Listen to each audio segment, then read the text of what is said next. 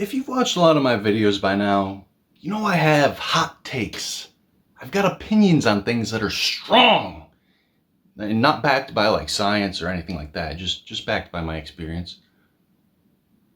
So remember, take some salt with this video. And if you're gonna use salt, use some potassium salt to, lower your sodium intake. Anyway, here's my hot take. In today's day and age where everyone has an opinion I hear a lot is on the question of whether you should focus on your strengths or your weaknesses. And you hear a lot like, you want to focus on one thing, you want to focus on your strengths, you want to focus on what you're good at, get mastering your craft. And there's some truth to that.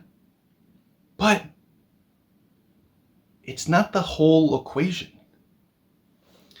If we're trying to maximize our life, maximize our potential, then in my opinion, the best way to improve, like the order you want to decide to improve on things, is not all in on one thing. So let's just look at a hypothetical for Raj. Raj is an Indian computer science student, and he spends all of his days studying. He's a great student. He's always working on his homework and preparing, studying for tests. He even makes apps in his free time. So Raj is very smart. He's very good at what he does. He's a great programmer.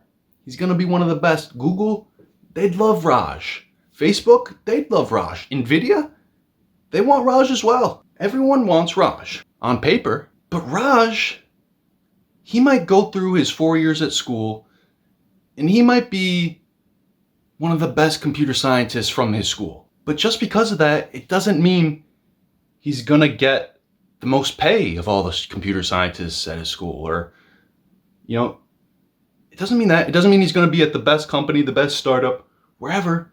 Because Raj, he took the approach of focusing all in on one thing.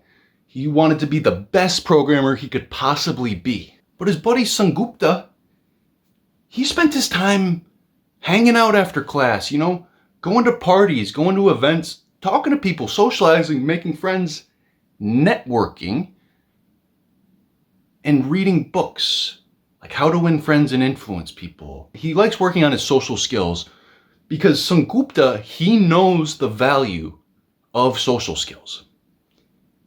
Now, when they graduate, it's Sangupta who's gonna get the job at Google. Because Sangupta, he's got the skills for it, but more importantly, he knows how to talk to people. He knows how to be effective in conversation. Raj, he didn't put any attention into that. Let's go back to their sophomore year. The marginal improvement Sangupta is getting when he's reading How to Win Friends and Influence People, and he's trying out new techniques, he's trying out different things, like he's learning to touch and say, hey, name. He knows that using people's names is effective for making them like you. He knows that people don't like arrogance. And he knows that if you have a message, there are certain ways to convey that message that will win people over. And there are many other ways that will make them hate you and say, fuck you. So Sangupta, he got a balance. And he ended up being the top dog. Now Raj, he was a great programmer. He was a much better programmer than Sangupta. But he's not getting the same opportunities. So what Sangupta understood that Raj didn't is that you want to work on the skill that will give you the most marginal improvement.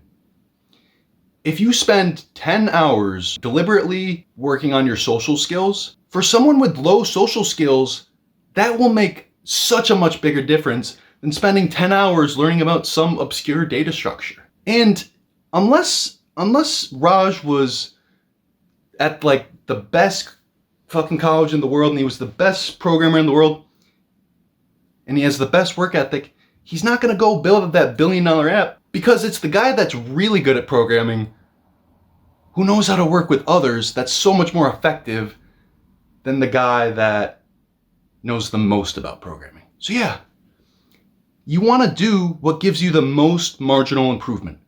For X hours of work, think about what would be the best bang for your buck. And it's probably not going to be the first thing that comes to your head. If you want to be an architect, you might think, oh, I should spend all my time working in architecture.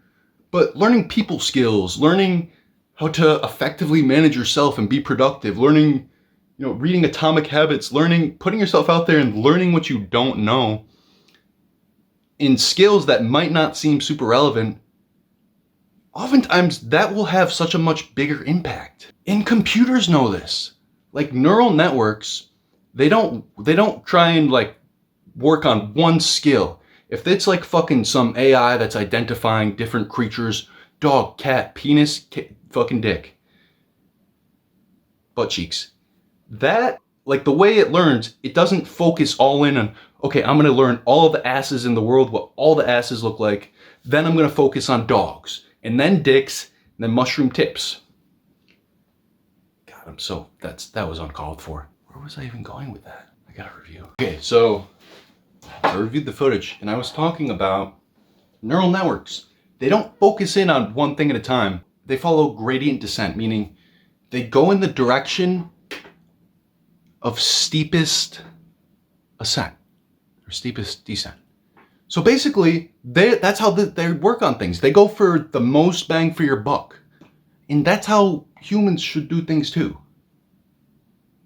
I mean, I didn't really have to bring in the neural networks, but fuck, I did it anyway. So, okay, I mean, that's kind of, okay. But yeah, do it. Be like a neural network.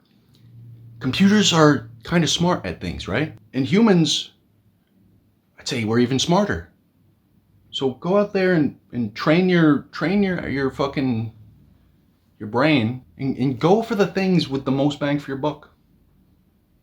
That could have been said in like 10 words, but hey, I just gave you fucking a bunch. All right. Thank you for watching. Appreciate you. I really do. You have no idea.